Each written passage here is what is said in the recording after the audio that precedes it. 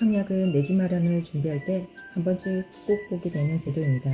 막상 시작하려고 하면 생각보다 헷갈리는 부분이 많습니다. 청약 동작은 오래전에 만들어뒀는데 지금 내가 넣을 수 있는 상태인지 특별공급 상태인지 1순위가 되는지부터 정리가 안 되는 경우가 많기 때문입니다. 실제로 청약은 단순히 통장 가입 여부만 보는 것이 아니라 무주택 세대 구성원인지 청약 통장 순위가 되는지 특별공급 대상인지 청약 제한이 있는지를 함께 봐야 합니다. 청약은 크게 일반 공급과 특별 공급으로 나뉩니다. 특별 공급에는 신혼부부 생애 최초, 다자녀, 노부모 부양, 신생아 등 정책적 배려가 필요한 무주택 가구를 위한 유형이 따로 있습니다. 신혼부부 관련 공공주택 안내에서는 보통 혼인기간 7년 이내이거나 만 6세 이하 자녀가 있는 무주택 세대원 구성원 또는 예비 신혼부부를 주요 대상으로 설명하고 있습니다. 다만 공공분양, 행복주택, 국민임대처럼 유형에 따라 세부 기준은 달라질 수 있기 때문에 신혼부부니까 무조건 된다보다 공급 유형부터 구분하는 것이 더 중요합니다. 이 부분을 먼저 정리해야 하는 이유는 단순합니다. 같은 무주택자라도 누구는 특별 공급이 더 유리하고 누구는 일반 공급으로 접근해야 하기 때문입니다. 결국 청약 준비의 출발점은 어디를 넣을까 보다 나는 어떤 유형으로 신청할 수 있을까를 먼저 구분하는 데 있습니다. 청약 통장을 가지고 있다고 해서 곧바로 원하는 당시에 청약을 할 수 있는 것은 아닙니다. 실제로 가입기간, 예치금, 주택유형, 지역, 규제지역 여부 등을 함께 봐야 합니다.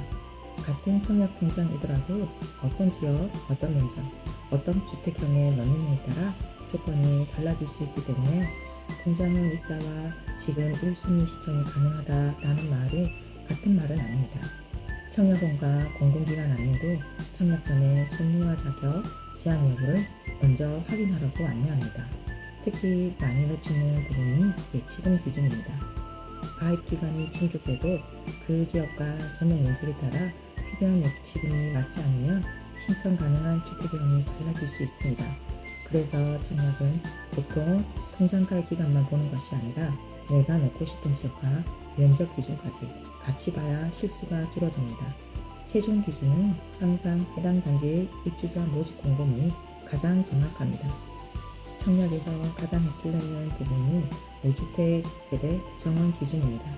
무주택 여부는 신청자 본인만 따로 보는 것이 아니라 배우자 같은 세대에 포함된 직계전속, 직계비속까지 함께 판단하는 구조가 적용될 수 있습니다.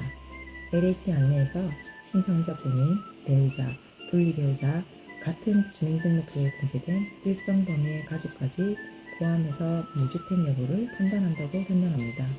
즉, 본인은 집에 없어도 세대 기준으로 문제가 생기면 무주택 요건이 인정되지 않을 수 있다는 뜻입니다. 여기에 더해 부적격 당첨 이력이나 재당첨 제한이 있으면 일정 기간 청약이 제한될 수 있으므로 청약은 당첨 가능성만 보는 것이 아니라 부적격 가능성을 먼저 줄이는 것이 더 중요합니다.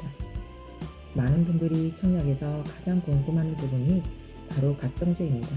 민영주택 일반 공급에서 같은 순위 안에 신청자가 많이 생겨 경쟁이 되는데 법령상 무주택 기간 부양가족 수, 청약 통장 가입 기간을 기준으로 점수를 합산해 높은 순으로 당첨자를 선정하는 방식이 적용됩니다. 법제처 규칙과 허브 청약 도우미 모두 같은 구조를 설명합니다. 가점은 보통 아래처럼 이해하면 됩니다. 무주택 기간 최대 32점, 부양가족 수 최대 35점, 청약 통장 가입 기간 최대 17점, 즉 총 84점 만점 구조입니다. 무주택 기간은 보통 만 30세가 되는 날부터 계산하고 30세 전에 혼인했다면 혼인신고일로부터 계산하는 방식이 적용됩니다. 과거 주택을 소유한 이력이 있다면 최근 무주택자가 된 기점부터 다시 계산될 수 있어 이 부분을 꼼꼼히 봐야 합니다. 부양가족 수와 청약통장 가입 기간도 생각보다 중요합니다. 가점은 단순히 통장만 오래 넣었다고 높아지는 구조가 아니라 무주택 기간과 부양가족 수까지 함께 보게 되어 있기 때문에 본인의 조건이 가점형이 유리한지 아니면 추천 물량이 있는 단지를 보는 게 나은지 따져보는 것이 필요합니다. 청약을 처음 준비할 때는 복잡한 제도를 한꺼번에 외우기보다 순서를 정해서 보는 것이 좋습니다. 먼저 청약통장 가입 기간과 예치금을 확인합니다. 다음으로 세대 기준 무주택 여부를 확인합니다. 그 다음 신혼부부 생애체처 등 특별공급 대상 여부를 봅니다. 그리고 관심단지의 입주자 모집 공고문에서 거주 요건을 신청 가능한 문서, 판매 제한, 재당첨 제한을 확인합니다.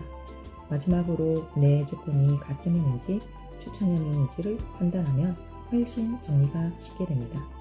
청약은 운만으로는 개선되는 제도라기보다 준비를 정확히 한 사람이 실수를 줄일 수 있는 제도에 더 가깝습니다. 통장을 오래 유지하는 것도 중요하지만 그보다 더 중요한 것은 내 자격을 정확히 알고 가점 구조를 이해하고 공고문을 읽을 줄 아는 것입니다.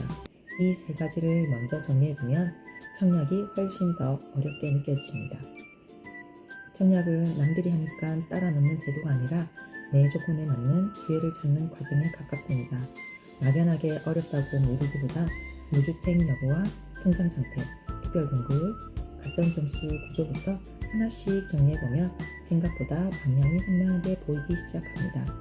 그럼 이것으로 마치겠습니다.